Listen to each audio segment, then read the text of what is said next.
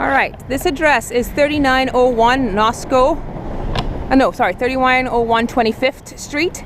It's currently being used as Nosco Manufacturing. There's a little bit of parking in the front, and down to the back, you can't see it here, this is just the side entrance. There is some more parking, and there's enough parking for a total of 56 cars. All right, this place is currently in use, so it's going to be in a bit of a better condition than the last one that we just came from. As you enter, there's a little bit of a waiting area, and there's a glass window where you can have a secretary or someone to greet people as they come in. As you enter the main office space, again, this is the secretary or open cubicle area. Some storage in there. That door off to the side here leads to part of the factory, and then you have a row of offices along the side. So this is one office that's currently empty. Nice light coming through, decent condition.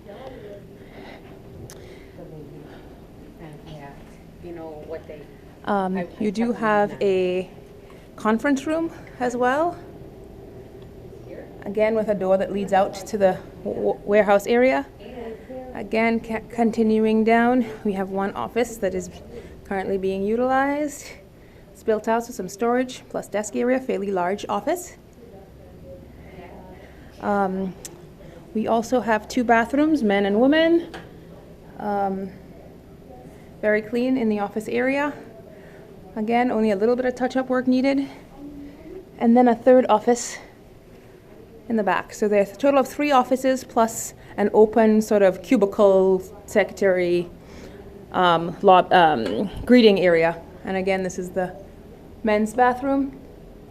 Decent condition, quite clean. All right, as we go through this back door, we're going to start to get into the warehouse area. You have the opportunity, which is what I think they were using it as, to have a little bit of a lunchroom here. So you may need to do some drywall and build this out a little bit. Put some cabinets and a proper fridge in this area, and then you have a little bit of an eating area for people to grab their lunch. As you walk out, you have 2 bathrooms here for the warehouse staff. That's supposedly some sort of hand washer bathrooms. And then as you continue along, you have a locker room to your left. And this is where the guys, again, it's a sink, toilet, and they have some lockers they can get changed for work. Now we enter the factory area. If I start by going to the left, you'll note the lights are off, and it's only because they're not using half of the area right now. The one major issue we see with this property is the docks. So right now I'm standing in front of 2 docks. Only one of them is depressed, which would allow you to have a truck come in and roll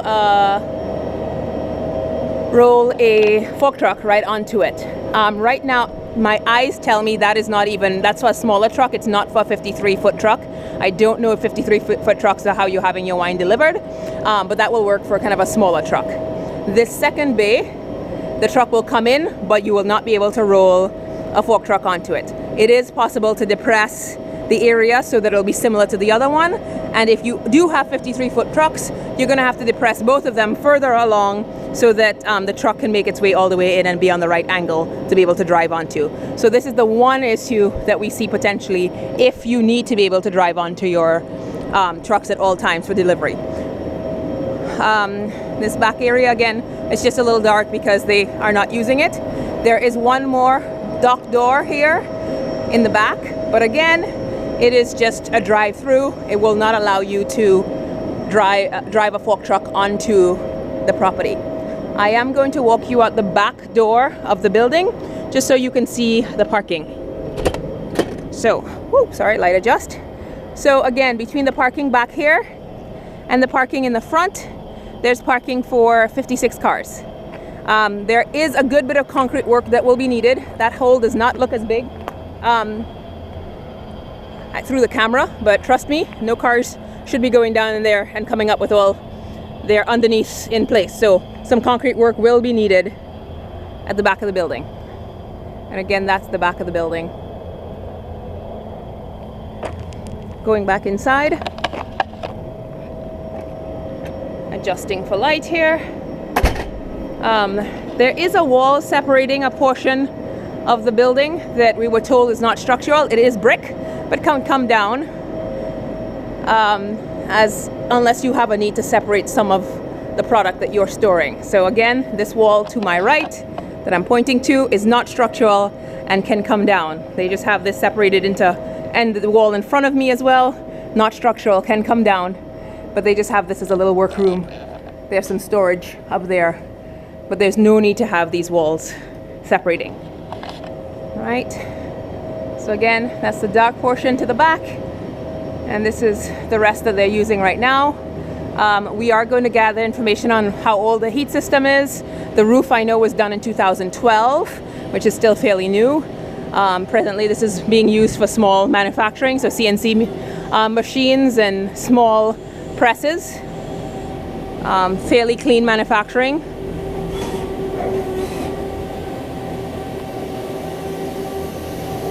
In this back area is like a tool and die area. This wall in front of me also is not load bearing and does not need to be, hi guys, does not need to remain. So if you wanted to take this down and have, there's another little lunchroom there.